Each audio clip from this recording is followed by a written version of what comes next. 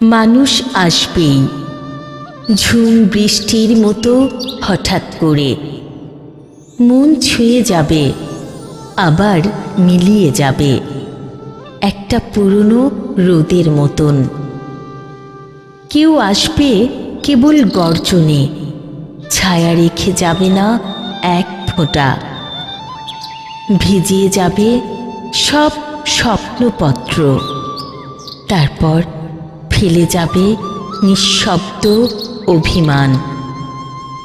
তবুও কেউ একজন থাকবে স্নিগ্ধতা হয়ে, ঝরে পড়বে না, তবুও থাকবে একটা নীরব ছাতার মতো পাশে।